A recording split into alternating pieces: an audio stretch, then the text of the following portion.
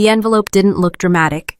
No bold red stamps, no warning labels, just my name typed cleanly across the front and a return address I didn't recognize at first. I picked it up from the duty desk on my way out, assuming it was another piece of base paperwork that had followed me home by mistake. That happened more often than people think. I didn't open it in the hallway. I waited until I got back to my place near the base, kicked off my boots, and set my keys down in the same spot they always went. The habit mattered. I'd learned that a long time ago. When everything else felt unstable, routine kept things from sliding. The first line I read made me sit down. Notice of petition for conservatorship. I read it again slower this time, like it might change if I gave it enough patience. It didn't.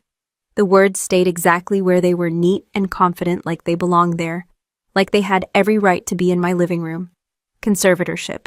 That word didn't come up much in my life. Not in briefings, not in training, not even in the conversations people had after deployments when everything else got dragged into the open. I knew what it meant in a general way. I also knew it wasn't something that happened to people who showed up for work every day, passed inspections, paid their bills on time, and kept their lives deliberately boring. I flipped the page. The petitioner was my sister, Rebecca Caldwell. Seeing her name there did something strange to my breathing. Not panic, not shock, just a tight pause, like my body was waiting for instructions that didn't come. My sister's handwriting had always been dramatic. Loops and flourishes. This wasn't that. This was typed, filed, processed. Official. I kept reading. The petition stated that I was unable to effectively manage my financial affairs due to ongoing mental and emotional instability following military service. It claimed I was isolated, vulnerable, and at risk of being exploited. It requested that a conservator be appointed to manage all current and future assets, income, and benefits. All current and future assets, income, benefits. I reached the part where the supporting parties were listed. My parents' names were there right under Rebecca's, like a footnote that had been promoted. I set the papers down and looked around my apartment. Nothing about it suggested chaos. Everything was where I'd put it. Couch, table, stack of mail I hadn't opened yet. A plant I kept forgetting to kill. It was the kind of place people called quiet when they meant boring. Apparently boring was now a problem. I picked the packet back up and read it again, this time, like I was reading someone else's file. That was a skill the Army teaches without ever naming it. Detached just enough to see clearly. According to the petition, my recent behavioral patterns showed poor judgment. Examples included living alone, maintaining limited family contact, and exhibiting resistance to financial guidance offered by close relatives. That last part made me laugh. Not out loud, just a short breath through my nose. Financial guidance. That was one way to describe it. There was a hearing date at the bottom of the page, soon, close enough that someone had already decided this was moving forward. I checked my phone. No missed calls, no messages, no warning. Rebecca hadn't called to check in. My parents hadn't asked if I was okay. The paperwork had arrived fully formed, like a decision that didn't require my participation. I stood up and walked to the kitchen, then stopped halfway there. Standing didn't feel necessary, neither did sitting. I stayed where I was, holding the papers loosely, like they might try to escape. I'd spent years being careful about how much of my life my family saw. Not because I was hiding anything, but because explaining took energy I didn't have. Every conversation turned into an audit. Why that job? Why that assignment? Why no one special? Rebecca had always been good at talking. I'd always been good at ending conversations quickly. I thought about calling her. The phone was already in my hand before I realized it. I stared at her contact name and imagined the voice she'd use. Calm, concerned, that tone people use when they've already decided what the problem is. I put the phone down. The petition didn't say she was worried. It said she was acting in my best interest. Those aren't the same thing. I flipped to the section listing my finances as they understood them. It was thin, almost empty, a checking account estimate that was wrong. No mention of my retirement account, no mention of property, no mention of benefits beyond a vague reference to military compensation. They didn't know, not really. That realization didn't feel triumphant. It felt clarifying. If they had known, they wouldn't have filed this the way they did. Or maybe they would have. Rebecca had always believed information was something you used, not something you respected. I folded the papers back into the envelope, then stopped and pulled them out again. Folding made it feel like I was putting it away. I wasn't ready to do that. I laid everything flat on the table instead, smoothing the pages like they might wrinkle if I wasn't careful. The word court sat there quietly doing most of the work. It changed the shape of the problem. This wasn't a family argument. This wasn't something that would burn itself out over time. Someone had decided to involve a judge. Someone had decided I needed to be managed. I thought about my schedule for the next week. Meetings, reports, a routine inspection. Nothing that suggested instability. Nothing that suggested I couldn't be trusted with my own life. Somewhere between the second and third page, a choice had already been made without me. I didn't feel angry, not yet. What I felt was something colder and more precise. The same thing I'd felt before missions where the information didn't line up and the margin for error was thin. This wasn't noise. This was movement. I gathered the papers into a clean stack and slid them back into the envelope, leaving it open on the table where I could see it. I wasn't done reading. I was done pretending it didn't matter. I slid the envelope into my work bag the next morning instead of the trash, right between a notebook and a pen I trusted more than most people.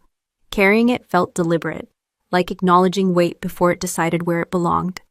I called my mother during my lunch break, standing outside the building where the signal was strongest. She answered on the second ring a little too fast, like she'd been waiting but didn't want to admit it. "Hannah," she said. Her voice was careful, not warm, careful. "I got something in the mail," I said. I kept my tone even the way I did during briefings. No accusation, just a statement. There was a pause on the other end. Not confusion, recognition. "Your sister mentioned it," she said. She was worried. Worried. That word again. It traveled well. It covered a lot of ground without saying much. "She filed a petition," I said, "for conservatorship." Another pause. This one longer. "We just want to make sure you're okay," my mother said. "Rebecca has always been good at these things." I looked at the parking lot at the cars lined up like they were waiting for orders. Good at what, I asked. "Deciding for me."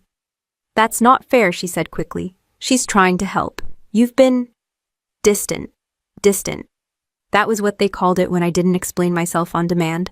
When I didn't volunteer details, they could rearrange into something more comfortable. "I wasn't asked," I said, "about any of this." "She didn't want to upset you," my mother replied. "You don't handle stress well." I almost smiled at that. Almost.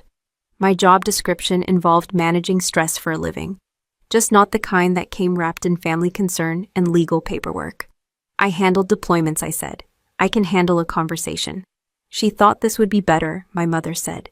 Cleaner, cleaner, like a surgical cut. Like removing something messy so no one had to look at it. I ended the call without raising my voice. No slammed phones, no dramatic exits. Just a quiet goodbye that landed somewhere between us and stayed there. Rebecca didn't call that day, or the next. I didn't reach out either. That silence wasn't accidental, it was part of the design. She was building a case, not a conversation. I thought back to the last time we'd sat across from each other without witnesses. A cafe near my parents' house a few years ago. She'd been dressed like she always was when she wanted to be taken seriously. Neutral colors, confident posture. She'd ordered for both of us without asking. "I'm in a tight spot," she'd said, stirring her coffee like it owed her money. "Just temporary." She'd explained it in pieces. A deal that didn't close. A partner who backed out. A bridge loan that wasn't supposed to matter. She was very good at telling stories where the ending was obvious. "I need help," she'd said. "You're stable, you don't have expenses like I do." "I do," I'd said. "They're just quieter." She'd laughed at that. "You don't need all that saved," she'd said. "You live like you're waiting for something." I hadn't answered. I didn't need to. The request was the point. The assumption behind it was the problem. "I can't do that," I'd said finally. Her smile hadn't disappeared. It had tightened. "Family helps family," she'd said. "So does honesty," I'd replied. That was the last real conversation we'd had. Everything after that was holiday-level politeness and updates filtered through other people. Now reading her name on court documents, the memory rearranged itself. The refusal hadn't been forgotten. It had been filed away, labeled, and repurposed. At work, nothing changed. That was the strangest part. Meetings still ran long. Reports still needed signatures. People still asked for my input and listened when I spoke. No one questioned my stability. No one suggested I needed supervision. It made the petition feel even more absurd. Like a play being performed in the wrong building. I went through the paperwork again that evening, this time slower. Rebecca's declaration was polished. She described herself as deeply concerned. She referenced my service in a way that sounded respectful until you paid attention. Multiple deployments, documented stress, limited support network. Every sentence leaned gently toward the same conclusion. Not that I was incapable exactly, just that I might be. And that possibility, she argued, required action. My parents' statements were shorter, less confident. They talked about not seeing me enough, about not understanding my choices, about trusting Rebecca's judgment because she was closer to the situation. Closer. She lived 2 states away. I set the papers down and leaned back in my chair. Family drama had a way of making ordinary words feel slippery. Concern, help, support. They meant whatever the speaker needed them to mean. What they didn't include was me.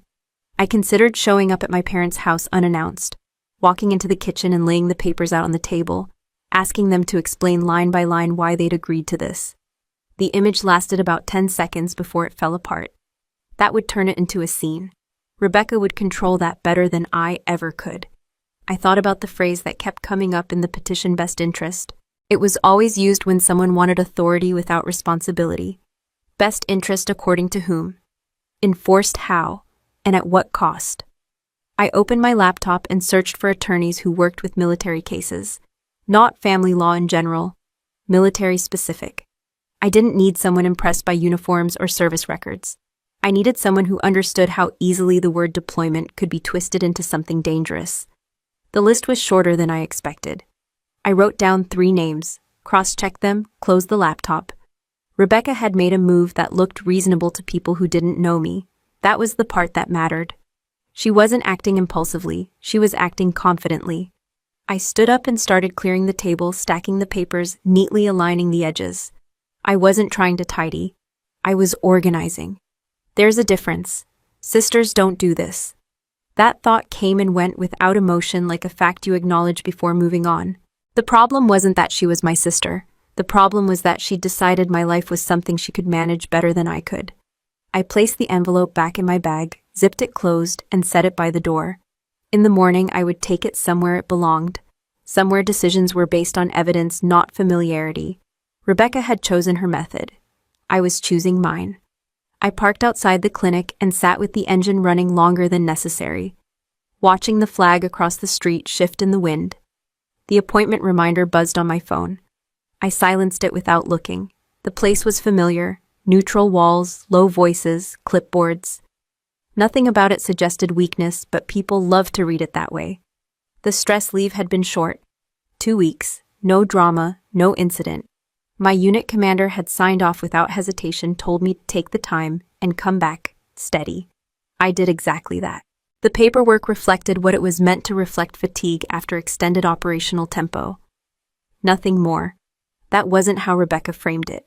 Inside, the therapist I'd seen before greeted me with the same calm efficiency as always. No raised eyebrows, no concerned frowns. We talked about sleep patterns, focused the usual metrics.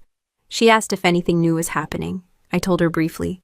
Court, family, conservatorship. Her pen stopped moving. That's a serious step, she said. Has anyone contacted me? Not yet, I said. She nodded already. Understanding the shape of the problem. They'll try, she said. And they'll simplify, that was the word. Simplify, strip context. Remove timeline, reduce decisions to symptoms.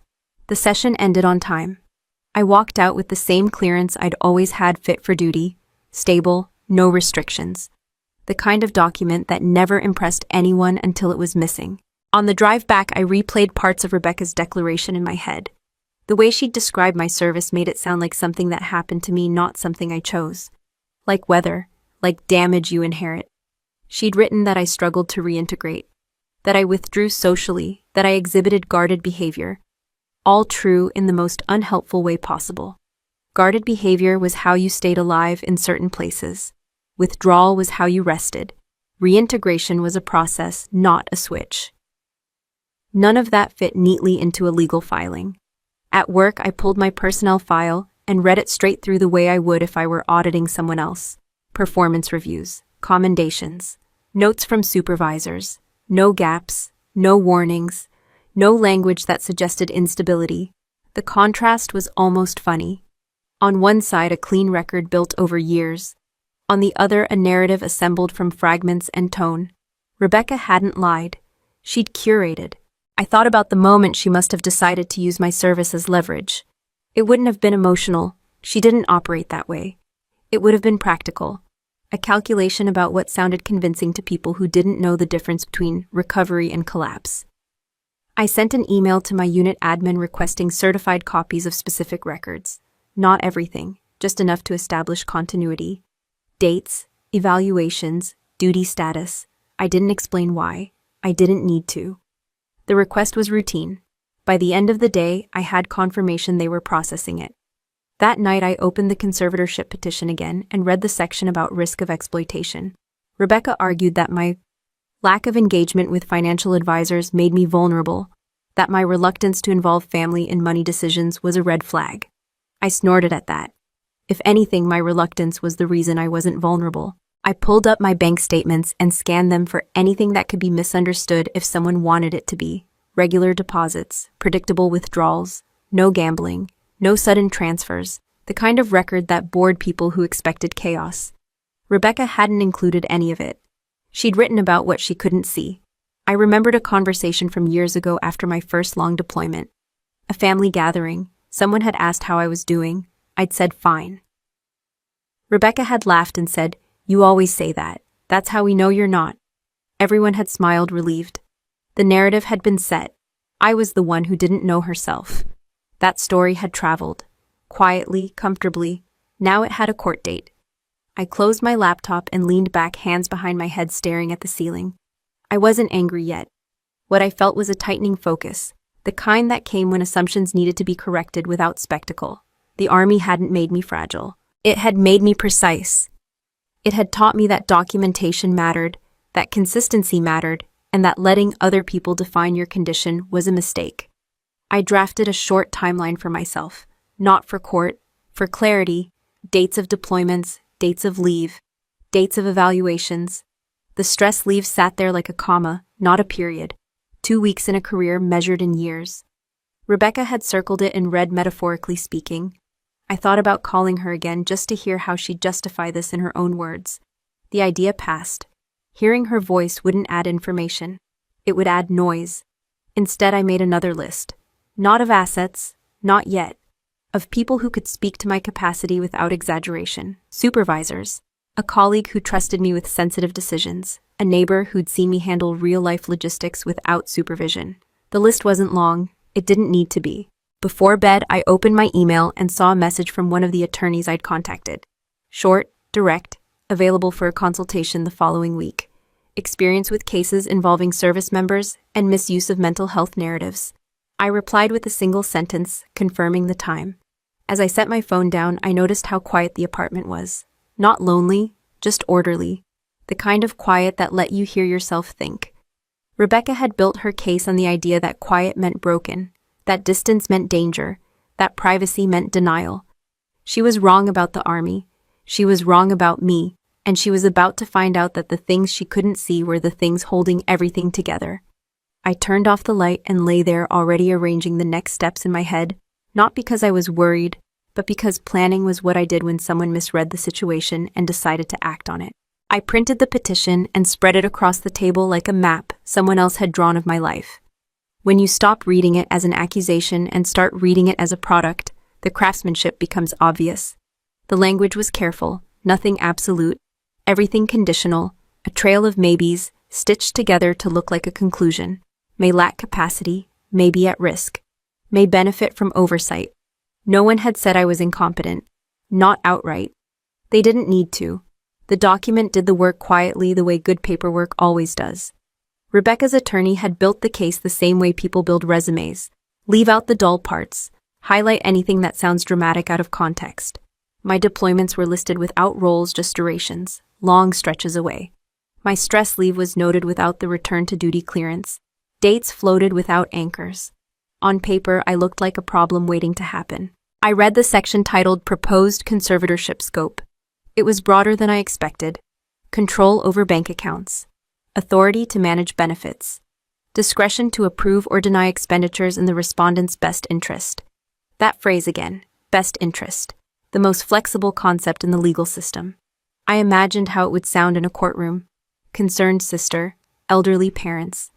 A judge flipping pages, nodding along as a story assembled itself from bullet points. A story where stepping in looked responsible and stepping back looked negligent. That was the danger. Not that the claims were outrageous, that they were reasonable enough. I highlighted passages in yellow, not for emphasis, for tracking. Each highlighted line was something I'd need to answer with facts, not feelings. I wasn't going to argue that Rebecca didn't care. Caring wasn't the issue, authority was. The petition referenced my lack of engagement with professional financial management. That one almost made me laugh. I'd engaged plenty. I just hadn't hired someone with a glossy brochure. I handled my finances the way I handled logistics at work, systematically, conservatively, without flair. But conservative doesn't sound impressive in court. It sounds passive. I made notes in the margins, dates, corrections, context, not to vent, to prepare. There's a difference between defense and offense, and this was neither. This was calibration. By mid-afternoon, I had a clean outline of the case as it existed on paper. It wasn't malicious. It was persuasive. That made it more dangerous than something sloppy ever could be. I thought about my parents' statements again. They were short, almost apologetic. They talked about not understanding my finances, about trusting Rebecca because she kept them informed. That was true in a way. She told them what she wanted them to know. I wondered if they realized what they'd signed on to. Conservatorship isn't guidance, it's removal. Once granted, it doesn't require constant justification. It becomes the default. I picked up my phone and typed a message to my father. I didn't send it. I wasn't ready to hear him explain this as concern or necessity. I wasn't ready to listen to him choose the path of least discomfort. The attorney consultation was scheduled for the next morning. I gathered what I needed. Not everything, just enough to test the case. Personnel evaluations, clearance letters, financial summaries, the boring stuff that tells the truth when no one's performing. That night, I slept fine. Not because I wasn't worried, but because worry doesn't change anything at that stage. Preparation does. The law office was downtown, tucked between a printing shop and a place that sold bad coffee at premium prices. The attorney, Laura Mitchell, didn't offer pleasantries beyond what was necessary. She shook my hand, gestured to a chair, and asked me to walk her through the petition. I did, cleanly, without commentary. She listened without interrupting, occasionally underlining a phrase or jotting a note. When I finished, she leaned back and exhaled slowly. "This is competent work," she said, "which means we treat it seriously." I appreciated that. No outrage, no reassurance, just assessment. "They're framing this as prevention," she continued, "not punishment. Judges are receptive to that, especially when mental health is involved." "And service," I said. "Yes," she said, "especially service." She asked about the stress leave. I explained it exactly as it happened. She nodded. "That's the hinge," she said. "They'll try to make that the pivot point. We don't argue it away, we contextualize it." She flipped through my evaluations. "You returned to duty without restrictions," she said, "and maintained performance." "Yes, that matters," she said. "A lot." We moved to the financials. I showed her summaries, not raw statements. She scanned them quickly. "You manage this yourself?" "Yes." "Consistently, yes." She looked up. "They're claiming risk without evidence of mismanagement," she said. "That's thin. But thin isn't nothing." She explained how these cases worked when they succeeded. How often courts erred on the side of intervention when family presented a united front. How silence from the respondent could be interpreted as avoidance if not handled carefully. "We don't rush," she said. "We don't overreact. We let their assumptions carry weight until they can't." I asked what that meant in practice. "It means we answer what they ask," she said. "And we make sure the record answers it louder."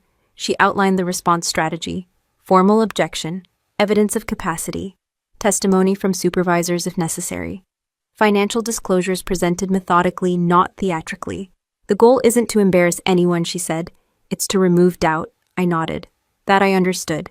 Before I left, she said something that stayed with me. "On paper, you look exactly like the kind of person people think they can manage," she said. "Quiet, private, not interested in defending yourself." "And in reality," I said. "In reality," she said, "you're the kind of person institutions trust with responsibility. We just need to make sure the court sees the same thing." Back at home, I updated my notes. The case on paper was no longer just theirs. It was ours. That changed the geometry. I didn't feel relief. Relief comes later if it comes at all.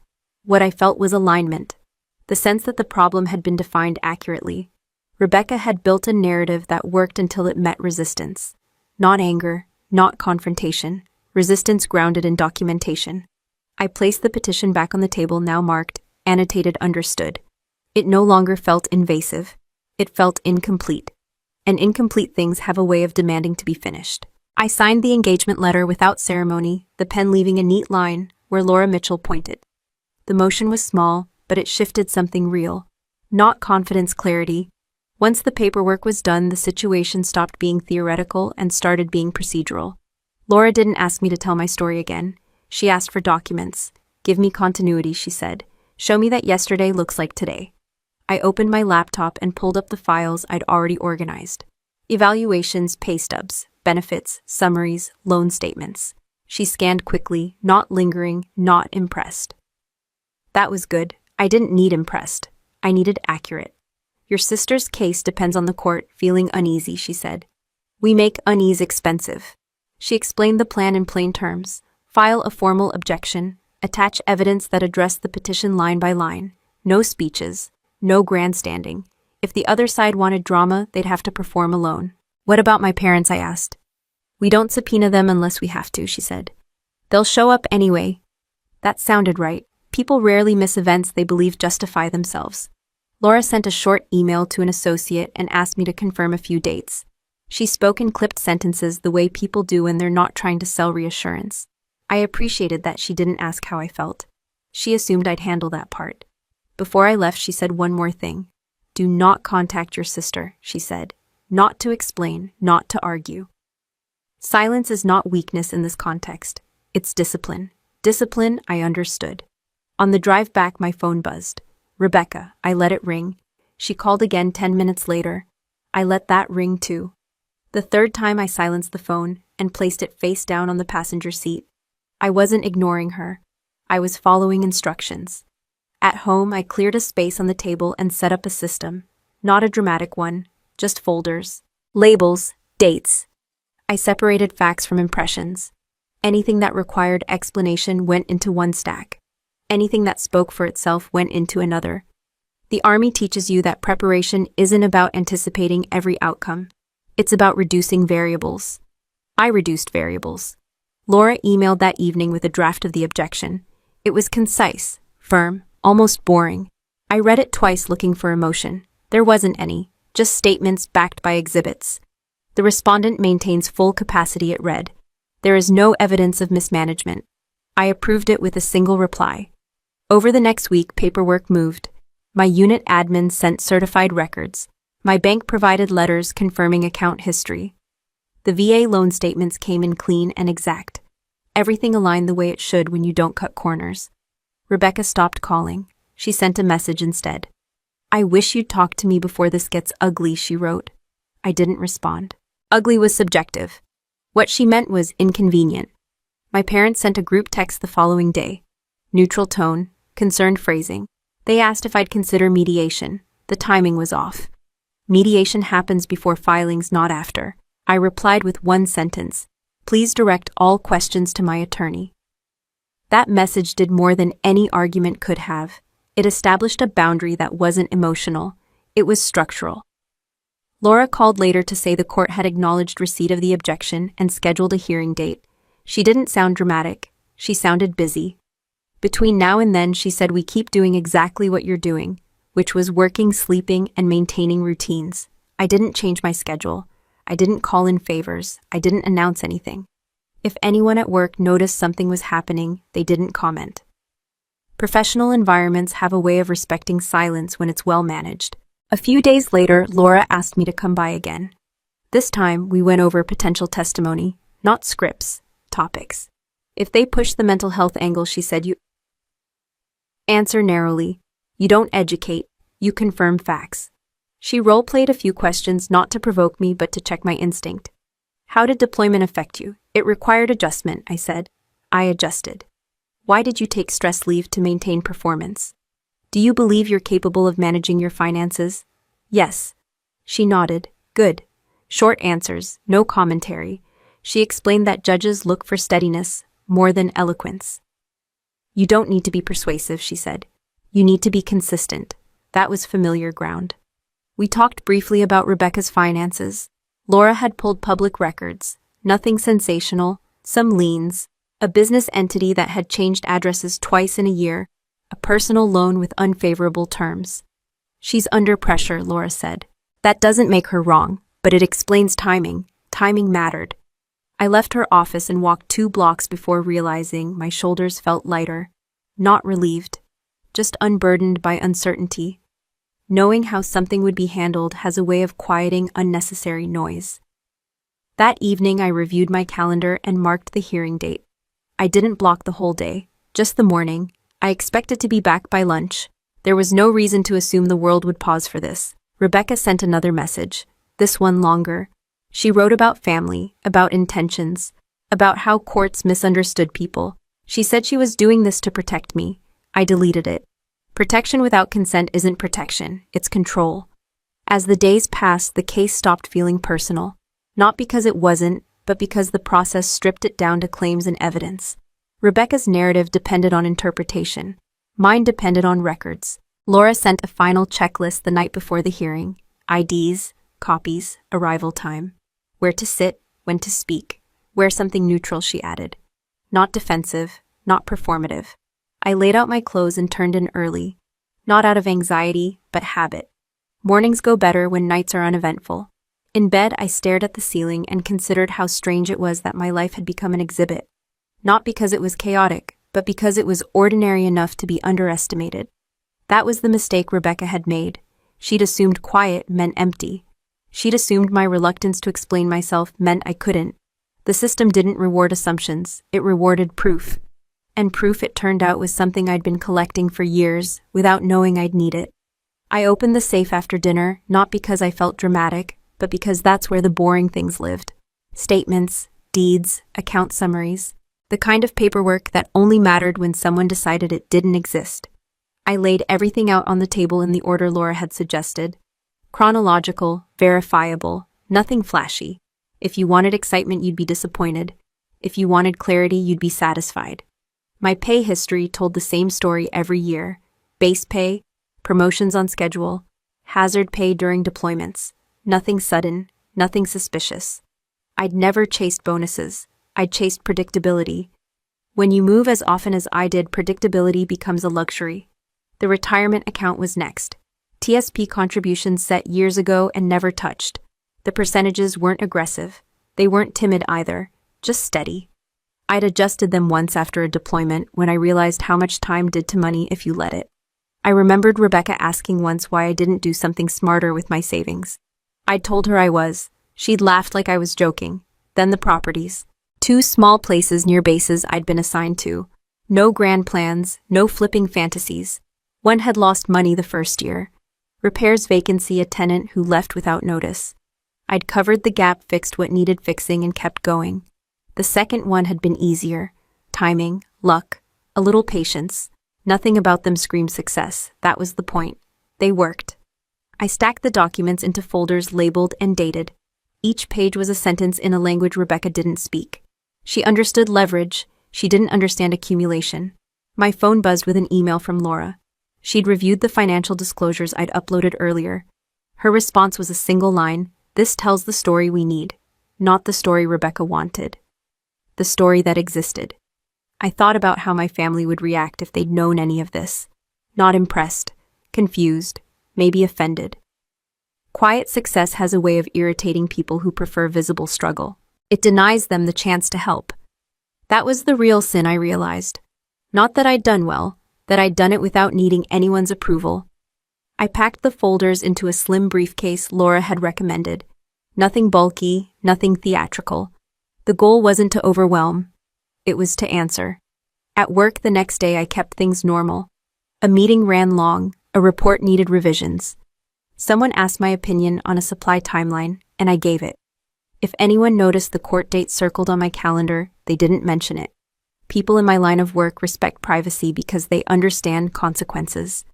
During lunch, I stepped outside and called the property manager for the first unit. Confirmed payment history.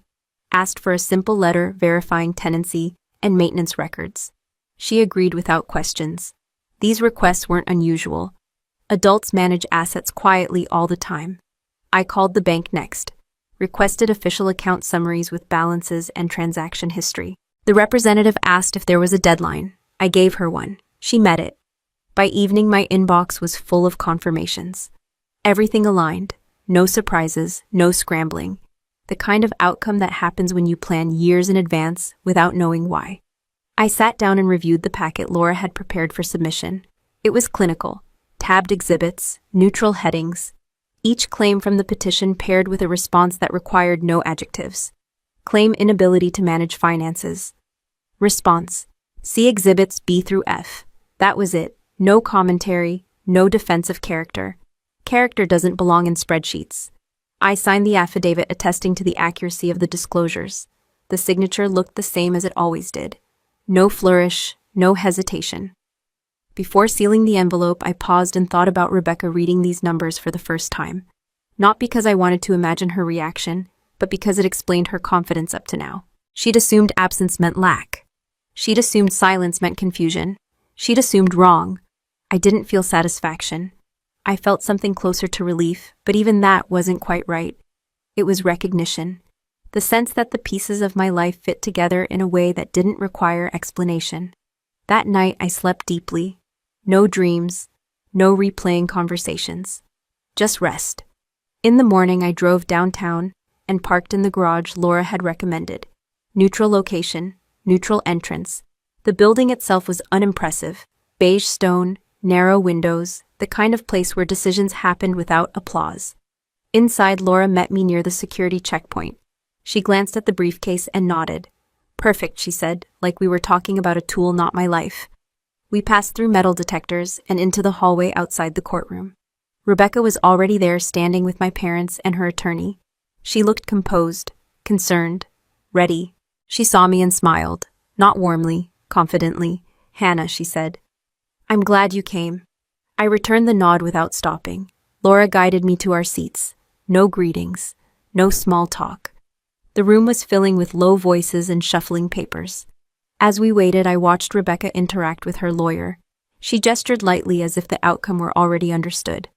My parents stood a step behind her, quiet and uncertain. I didn't feel anger. I felt distance, the kind that comes when you realize you've been living in parallel narratives and only one of them was documented. The bailiff called the room to order. Everyone stood. The judge entered and took his seat. The air changed in a way it always does when procedure takes over. Laura leaned toward me and spoke softly. Remember, she said, we don't rush, we don't embellish. We let the record speak. I placed the briefcase at my feet and rested my hands on the table. The wood was cool and smooth, familiar, like a surface designed to support weight without complaint. Across the room, Rebecca adjusted her posture and took a breath that suggested reassurance. She believed she understood the shape of this moment. She didn't know what was in the folders. The judge adjusted his glasses and glanced down at the docket, reading names without emphasis. When he reached ours, he looked up briefly, not at me, not at Rebecca, but at the attorneys, as if reminding everyone who the conversation was actually for. Rebecca's lawyer stood first. He moved with the relaxed confidence of someone who believed the ground under his feet was solid. He spoke slowly, carefully, framing the petition as a precaution, not an accusation. He used words like support, oversight, and family involvement, stacking them neatly until they sounded responsible. Rebecca followed him to the stand. She sat straight, hands folded, eyes soft. She didn't look at me. She looked at the judge the way people do when they want to be taken seriously. Her voice was calm, controlled. I love my sister, she began. And that's why this has been so difficult. I'd heard that sentence before, not from her, but from people who were about to cross a line and wanted it to sound noble. She talked about my service, not specifics. Just the idea of it, long deployments, stressful environments, the toll it takes. She said she'd noticed changes in me, that I'd become distant, that I didn't ask for help, that I'd refused guidance. I'm not saying she's incapable, Rebecca said. I'm saying she's vulnerable, and I don't want something bad to happen before we step in. The judge nodded slightly, the way people do when they're listening but not agreeing. Rebecca's lawyer asked her about my finances. She admitted she didn't know details. She didn't need to, she said. Her concern was preventative. She emphasized that she wasn't asking for control. Out of greed, but out of responsibility. She doesn't handle money the way most people do, Rebecca said. She keeps everything to herself. That was true. It just wasn't evidence of anything. My parents were called next. They spoke quietly, hesitantly. They said they trusted Rebecca's judgment, that they worried about me but didn't know how to reach me, that they believed this was the safest option. I didn't look at them while they spoke, not out of anger, out of focus. Their words were part of the record now. Looking wouldn't change that. When Rebecca's attorney finished, he returned to his seat with the satisfaction of someone who believed he'd set the tone. The narrative was clear: a concerned family, a quiet sister, a reasonable request. Laura stood. She didn't rush. She didn't smile. She addressed the judge directly, her voice steady and unadorned. "Your Honor," she said, "the petition before you suggests risk without evidence. We intend to address that." She didn't object to the testimony. She didn't argue interpretation. She simply requested that the record reflect verified facts. She called me to the stand. I walked forward and sat where directed. The chair was firm. The microphone was positioned just high enough that I had to lean in slightly. I placed my hands on the edge of the table and waited. Laura asked me about my service, dates, roles, responsibilities. I answered clearly, no embellishment, no explanations that weren't asked for. She asked about the stress leave, why it happened, how long it lasted, what followed. I returned to full duty, I said, without restrictions. She asked about my current role, my evaluations, my responsibilities. "Are you trusted with decision-making?" she asked. "Yes," I said. "Are you supervised more closely than your peers?" she asked. "No," I said. Rebecca's attorney objected once, citing relevance. The judge overruled him without comment. Laura asked about my finances. "Do you manage them yourself?" she asked. "Yes." "Have you ever missed a payment?" she asked. "No." "Have you ever been advised by a financial institution that your accounts were at risk?" she asked. "No." Rebecca's lawyer cross-examined. He kept his tone polite. Curious. "Isn't it true," he asked, "that you don't involve your family in financial decisions?" "That's true," I said. "And isn't it true that you live alone without a spouse or partner?" he asked. "That's true," I said. "So you don't have a built-in support system," he said. "I have colleagues," I said, "and professional oversight." He paused, recalibrating. "But not family." "Family is not a financial requirement," I said. A few people in the room shifted. Not laughter, just recognition. He asked if I considered myself affected by my service. "I consider myself experienced," I said. The judge looked up at that. When questioning ended, Laura returned to her seat without theatrics. She didn't look at Rebecca. She didn't look at my parents. She reviewed her notes as if we were discussing zoning permits. The judge leaned back and steepled his fingers. "I'd like to review the respondent's financial disclosures," he said. Laura stood again. "Yes, Your Honor," she said. "We've prepared a verified inventory." She handed a folder to the bailiff. The bailiff took it without expression, flipped it open, and scanned the first page. He adjusted his stance and began reading into the record. "Item 1, he said, his voice flat and procedural. Rebecca's posture didn't change. She sat comfortably, hands folded, gaze forward. This was the part she'd expected. A formality. Numbers she assumed would be modest, manageable. The bailiff continued. Item 2. I watched the judge's pen pause briefly on the page in front of him. Just a fraction longer than before. The bailiff moved on. Item 3. The judge stopped writing. He looked up fully now, eyes focused not on me, not on Rebecca, but on the document in the bailiff's hands. His chair creaked slightly as he shifted forward. "Hold on," he said. The room went still in the way rooms do when authority speaks without raising its voice. Rebecca turned her head for the first time, her expression tightening the confidence she'd brought into the room, recalibrating under pressure she hadn't anticipated. The bailiff froze mid-sentence, waiting. The judge held up a hand, eyes still on the folder. "Let me see that," he said. And for the first time since the hearing began, Rebecca didn't look like someone who had already decided how this would end. The bailiff stepped closer to the bench and handed the folder up. The judge took it without comment and flipped a few pages, scanning with the kind of attention that wasn't casual. He didn't rush. He didn't look at anyone while he read. He just read. Rebecca's attorney shifted in his seat. Not dramatically, just enough to notice. The judge nodded once, then slid the folder back toward the bailiff. "Continue," he said. The bailiff cleared his throat and resumed, voice steady, eyes moving line by line. The language was dry. Dates, account types, balances, nothing theatrical, the kind of reading people tune out of when they expect small numbers and familiar outcomes. Rebecca didn't tune out. She leaned forward slightly as if proximity might influence content. Item 1, the bailiff said, and read the description. Verified, documented. He moved to the value and paused just long enough to be precise. There was a murmur from the gallery, not surprise, calculation. Item 2, he continued and read the next entry. Another account. Another set of dates. Another balance. He didn't emphasize the figures. He didn't need to. The judge's pen stopped again. This time it didn't resume. Rebecca's attorney raised his eyebrows almost imperceptibly and glanced at his notes as if checking for a section he'd missed. Rebecca's smile had faded into something neutral, her jaw tightening in a way that suggested she was running numbers in her head that didn't match expectations. The bailiff turned the page. Item 3. He read the description, then the verification, then the valuation. He didn't look up, he didn't react. His job was to read. The judge pushed his chair back and stood. The sound cut through the room sharper than a raised voice ever could. Chairs scraped. Someone inhaled too loudly and stopped themselves. Stop, the judge said. The bailiff froze mid-word, mouth still open. The judge held up a hand, palm outward, not toward the bailiff, but toward the room. Security, he said, calm and clear. Stand by. 2 officers near the door straightened, alert but unmoving. Rebecca turned fully now, eyes wide, not in panic but in disbelief. She looked from the judge to the bailiff to her attorney, searching for context that wasn't coming. Your Honor, her attorney said, rising halfway out of his chair. If there's a concern... The judge cut him off with a glance. Sit down, he said. I'm not finished. He looked back at the folder, then at Laura. Counsel, he said. These disclosures were verified. Yes, Your Honor, Laura said. By affidavit and third-party documentation. The judge nodded once. And the petitioner had access to this information. Laura didn't hesitate. The petitioner did not request it, she said, and did not inquire.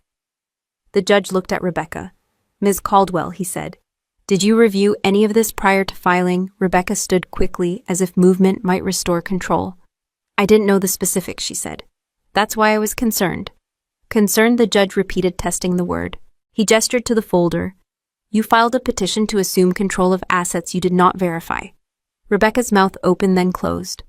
I was acting to protect my sister, she said. The judge turned back to the bailiff. Continue, he said. The bailiff swallowed and resumed reading, this time more slowly. Item 4. Item 5. Each one confirmed. Each one documented. Each one adding weight not through spectacle, but through accumulation. Rebecca's attorney scribbled notes furiously, then stopped. He leaned toward her and whispered something she didn't respond to. The judge remained standing, arms resting on the bench, posture forward, engaged. This was no longer a courtesy hearing. This was an examination. At one point, the bailiff reached a section detailing benefits. Structured, long-term, governed by federal oversight. The judge raised a hand again. These are military benefits, he said. Yes, Your Honor, Laura said. And they're being managed without incident. Yes, Your Honor. The judge exhaled slowly through his nose. The court takes very seriously any attempt to interfere with federally governed compensation, he said, especially absent evidence of misuse. Rebecca's attorney stood again. Your Honor, we were not attempting to interfere, the judge said again, more firmly this time. Rebecca sank back into her chair.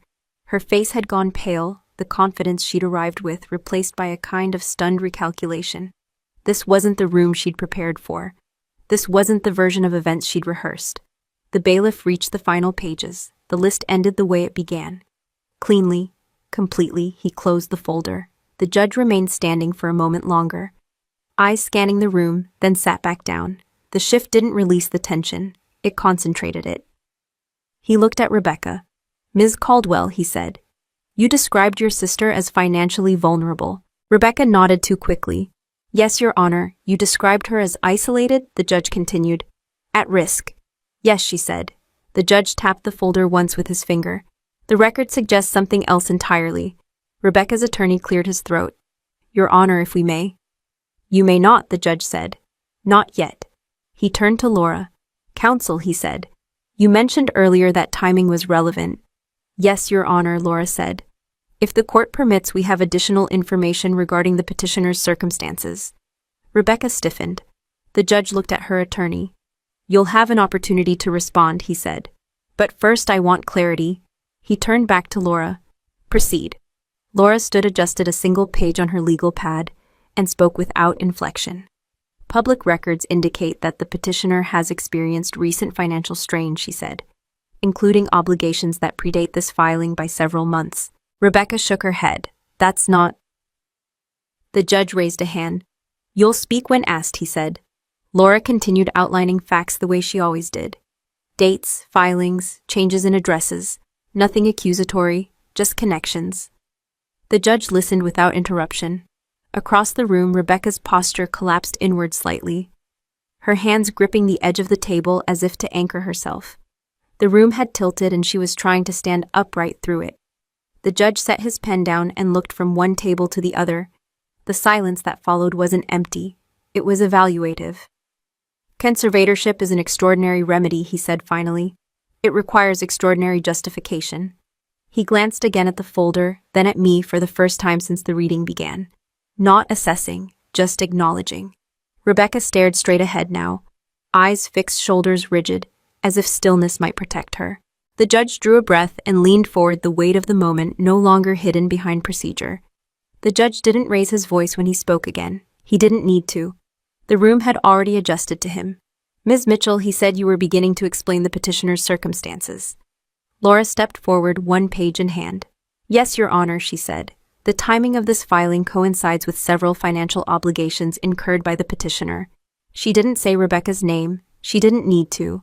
She laid out the facts the way accountants do, not the way lawyers sometimes try to. A business entity Rebecca had registered and dissolved within a year. A personal loan taken out at unfavorable terms. A lien filed and then amended. None of it illegal. None of it dramatic. All of it inconvenient. Rebecca's attorney stood up quickly. "Your Honor, this is an attempt to distract from the respondent's condition," he said. "My client's finances are not relevant to her concern for her sister." The judge turned his head slightly. "They are relevant," he said, "if they inform motive." Laura continued. "We are not suggesting malice," she said. "We are suggesting pressure, financial pressure that predates this petition and aligns closely with its scope." The judge nodded once. "Proceed." Rebecca shook her head, eyes wide now, no longer careful. "That has nothing to do with Hannah," she said. "I didn't do this for money." The judge looked at her directly. "Ms. Caldwell," he said, "you will answer questions when they are asked." Rebecca pressed her lips together. Her composure, once effortless, now required effort. Laura shifted to the next page. "The petition requests authority over all current and future assets," she said, "including income streams and benefits that are federally regulated." Rebecca's attorney objected again, louder this time. "Your Honor, the intent was oversight, not access." The judge lifted a finger. "Counsel," he said, "the language is explicit." He looked back at Laura. "Continue." Laura didn't hesitate. "The breadth of the request exceeds what would be necessary for temporary support," she said. "It mirrors the petitioner's outstanding obligations." Rebecca's chair scraped as she leaned forward. "That's a coincidence," she said. "I was just trying to help." The judge let the word hang there. "Help," he repeated quietly. He turned to my parents. "Mr. and Mrs. Caldwell," he said. "Did you review the financial scope of this petition before signing?" My mother looked at my father. My father cleared his throat. "We trusted Rebecca," he said. "She explained it." "Did she explain that this would grant control over assets your daughter manages independently?" the judge asked. My father hesitated. "She said it was precautionary." The judge nodded. "That is not an answer." Silence filled the space where justification might have gone. Rebecca stared at the table now, her earlier confidence replaced by something rawer. Not fear, exposure. The judge turned back to her. "Ms. Caldwell," he said, "did you disclose your financial circumstances to your parents when you asked them to support this filing?" Rebecca swallowed. "They didn't need to know," she said. "This wasn't about me." The judge's expression didn't change. "Everything in this court is about context," he said, "including yours." He looked down at his notes, then back up. "You have described your sister as vulnerable, as incapable of managing risk. Yet the record shows consistent financial management, stable employment, and no evidence of exploitation." He tapped the folder once. "At the same time, the petitioner faces financial strain and seeks authority broad enough to resolve it." Rebecca's attorney tried once more. Your Honor, my client is being unfairly characterized. The judge looked at him. No, he said. She is being accurately contextualized. The room stayed silent. No one shifted. No one coughed. The air felt thinner, not because anything had changed, but because the truth had been given space. I watched Rebecca then, really watched her. The way her shoulders had drawn inward, the way her hands gripped each other too tightly. This wasn't the Rebecca who controlled conversations. This was someone realizing that the version of events she'd relied on couldn't survive daylight. The judge leaned back slightly, fingers steepled. Conservatorship is not a tool for resolving family disagreements, he said. It is not a safety net for financial miscalculations, and it is not a substitute for communication. Rebecca looked up sharply at that last word. Communication, the judge repeated. You did not ask your sister for information. You did not request records. You did not seek a limited evaluation. You sought control. Rebecca shook her head. She wouldn't have told me, she said. She never tells me anything. That is not evidence of incapacity, the judge said. That is evidence of boundaries. He turned to Laura. Does the respondent wish to add anything? Laura glanced at me. I shook my head once. Not because I had nothing to say, but because nothing I said would improve what the record already showed. No, Your Honor, Laura said. The judge nodded. Very well, he gathered his notes slowly, deliberately, as if each movement carried weight. The room leaned with him. I have reviewed the petition, the testimony, and the disclosures, he said. What I see is not a woman unable to manage her affairs. What I see is a family attempting to substitute concern for consent. Rebecca's breath caught audibly. My mother covered her mouth. My father stared straight ahead, eyes fixed. The judge's gaze moved across the room, then settled back on Rebecca. Intentions do not override rights, he said. And fear does not justify removal of autonomy. He paused, pen hovering above the page. The finality not yet delivered, but clearly forming. Before I rule, he said, I want the record to reflect that this court does not look favorably on petitions brought without full disclosure and due diligence. Rebecca's attorney sat down heavily, the fight drained from his posture. The judge looked down once more, then up again, his attention focused and steady. What had begun as a story about protection had become something else entirely, and everyone in the room understood that the shift was permanent, even if the words hadn't caught up to it yet. The judge straightened the stack of papers in front of him and spoke with the same measured tone he'd used all morning, the one that didn't ask for agreement. The petition for conservatorship is denied, he said. He didn't pause for effect. He didn't look around the room to see who reacted. He simply continued because the denial wasn't the point. The reasoning was, the court finds no evidence that the respondent lacks capacity to manage her financial affairs, he said. The record demonstrates consistent employment, verified financial management, and the absence of exploitation or mismanagement. Rebecca's attorney opened his mouth, then closed it. Whatever argument he'd been holding on to didn't fit anymore. The judge went on. Furthermore, the scope of the petition was excessive relative to the stated concerns. Requests of this breadth require a corresponding level of justification. That justification was not provided. He glanced at Rebecca. Not sharply, just long enough. This court is also concerned by the timing of the filing, he said, and by the failure to seek less intrusive alternatives prior to requesting full conservatorship. My mother exhaled a sound that came out somewhere between relief and shame. My father's shoulders sagged as if he'd been holding them up by force alone. Rebecca sat very still. Her face didn't crumble. It didn't contort. It simply emptied like a room after everyone has left. The judge set his pen down. Given the circumstances, he said the court is referring this matter for review to determine whether the petition was filed in good faith. That landed harder than the denial. Rebecca's attorney leaned toward her and whispered urgently. She didn't respond. Her eyes were fixed on the table on the wood grain, as if it might explain where things had gone wrong. The judge turned to Laura. Counsel, he said, you may submit a request for costs associated with responding to this petition. Yes, Your Honor, Laura said. The judge nodded once more. This hearing is concluded. The gavel came down, not loudly, definitively. People stood, chairs scraped. The room began to release itself from tension, but not evenly. Some people moved quickly, eager to leave. Others stayed frozen, recalibrating. Laura gathered her papers with quiet efficiency.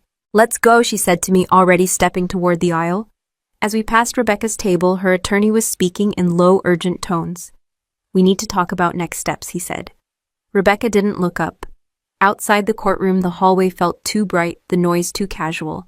Conversations about parking validation and lunch plans drifted past us, completely disconnected from what had just happened inside. Laura stopped near the elevators. "I'll handle the follow-up," she said. "You don't need to engage with anyone today." "I know," I said. She nodded, satisfied. "You did exactly what you needed to do." I didn't thank her. Not because I wasn't grateful, but because gratitude felt private. This wasn't a victory lap. It was a correction. In the parking garage, I sat in my car for a moment with the engine off, hands on the steering wheel. The quiet there was different from the quiet in the courtroom, less heavy, more open. My phone buzzed. A text from my mother. "We didn't understand. I'm sorry." I didn't reply. Not because I wanted to punish her, because understanding after the fact didn't undo the choice. Apologies don't reverse filings. By the time I got home, Laura had already emailed a summary. Denial entered. Referral noted. Next steps procedural. Clean, precise. I set the phone down and made coffee even though it was late. The habit mattered. Normalcy mattered. The fallout didn't arrive all at once. It came in pieces. Rebecca's business page disappeared a week later, replaced by a generic holding screen. A neighbor called to ask if I knew why my parents were selling their house. I said I didn't. That wasn't entirely true, but it was accurate enough. An email arrived from the court administrator requesting additional documentation for the review process. Laura handled it. I stayed out of it. At work, my supervisor called me into his office. He closed the door, not theatrically, just professionally. "I was informed there was a legal matter involving your family," he said. "Nothing related to your duties." "That's correct," I said. He nodded. "It doesn't affect your standing here." "I didn't expect it to," I said. He almost smiled. Almost. Rebecca didn't contact me. Not that week. Not the next. The silence from her was heavier than any argument she could have made. It wasn't strategic. It was stunned. My parents tried once more. A voicemail this time. My father spoke haltingly about mistakes and intentions.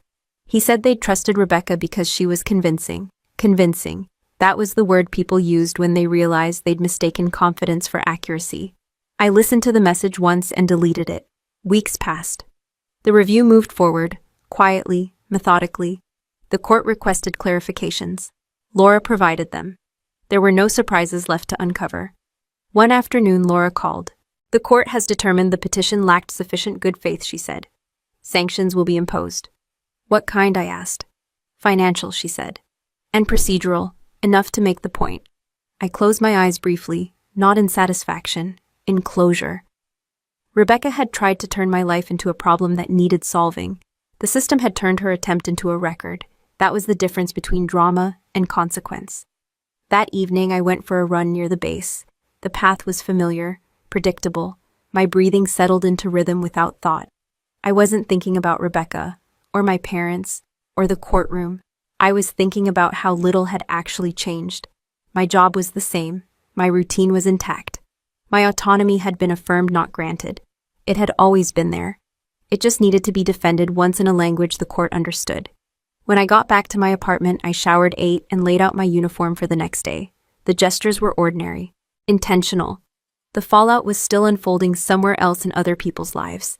In my own, things had already stabilized. And in that stability, there was no triumph. Just a quiet certainty that the line had been drawn and it wasn't going to move again. I went back to work the next morning like nothing had happened because, in practical terms, nothing had. The same gate, the same badge check, the same nods from people who knew me well enough not to ask questions. The army doesn't pause for family drama, and I'd never expected it to. By midweek, a new task landed on my desk. Not a promotion, not an announcement, just additional responsibility folded quietly into my workload. It came with a short note from a supervisor who didn't waste words. "We need someone steady on this." Steady, I took that over praise any day. I didn't tell my parents about the assignment. I didn't tell Rebecca either, not out of spite, out of habit. The less room you give people to interfere, the fewer chances they have to try. My parents sent another message a few days later, this one longer. It talked about reflection, about regret, about wanting to understand me better. It ended with an invitation to dinner. I read it once, then archived it.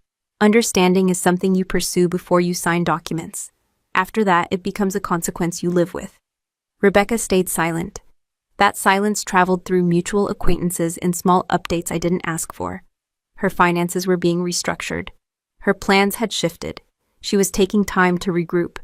No one said the word fallout, but everyone meant it. I didn't feel vindicated. I felt removed, like stepping back from a conversation that had never really included me in the first place. On Friday evening, I stopped by the grocery store on the way home and bought exactly what I always did. Nothing celebratory, nothing symbolic, just food for the week. The cashier asked if I wanted a receipt. I said yes and folded it into my wallet without thinking. Back at my apartment, I cooked, cleaned, and laid out my clothes for the next day. The routine wasn't comforting because it distracted me. It was comforting because it confirmed something simple: my life still belonged to me. The phone rang while I was washing dishes, a number I didn't recognize. I let it go to voicemail. It was my brother. We hadn't spoken much in years. Not because we disliked each other, but because he'd learned early that aligning with Rebecca made things easier. He sounded unsure now, careful. "I heard what happened," he said. "I didn't know it was that serious." I called him back. We talked for 15 minutes. No accusations, no rehashing. He asked how I was doing. I told him the truth. "Fine, busy, tied in the normal way." "She thought she was helping," he said eventually. "I know," I said. "That doesn't change what she did." He didn't argue. That was new. After the call, I sat at the table for a while, not thinking about revenge or forgiveness or family loyalty. Just about clarity, how rare it was, how expensive it could be when people tried to manufacture it too late. Laura emailed later that night. Final notices. Deadlines met. Costs addressed. Everything resolved in the way legal things resolve when they're finished being interesting. I replied with a short thank you. She sent back a single line, "Anytime." The next weekend, I met a friend for coffee near the base, someone who'd seen me through more than one rough stretch without needing explanations. We talked about work, about a bad movie she'd watched, about nothing that mattered to anyone else. At one point, she looked at me and said, "You seem lighter." I shrugged. "I'm just not carrying things that aren't mine." That was as close as I came to summarizing it. Later, on a quiet evening, I sat on the balcony and watched the lights come on across the neighborhood. Ordinary lives, ordinary problems. No one there knew about the courtroom or the documents, or the way a single word like conservatorship could try to rearrange everything. I thought about how easily it could have gone differently, if I'd panicked, if I'd tried to explain instead of document, if I'd trusted that being reasonable would be enough. It rarely is. The revenge, if anyone wanted to call it that, wasn't watching Rebecca struggle. It wasn't the sanctions. It wasn't the quiet way people stopped taking her calls. It was walking into my own life without permission from anyone else. A week later, my mother sent one final message. Shorter this time. She said she hoped I was well. She said she'd be there if I ever wanted to talk. I left it unread. Not because I was closing the door forever, because I was choosing when to open it. That choice mattered more than apologies. On Monday, I reported early and stayed late. The new assignment required coordination across departments and a tolerance for friction. I handled it the same way I handled everything else, methodically, without commentary. At the end of the day, I stood outside the building for a moment, stretching my shoulders, letting the air settle. The sky was clear, the noise from the road steady and unremarkable. This was the part people never understood when they talked about revenge stories. They expected a moment, a look, a line that landed hard. What they missed was the absence, the space left behind when someone no longer has access to you. No one was taking anything from me anymore. Not my money, not my decisions, not my quiet. I got in my car and drove home, already thinking about what needed to be done the next day. Not because I was escaping the past, but because the future didn't need guarding the way it once had. It turns out that the cleanest kind of revenge doesn't announce itself. It just keeps going.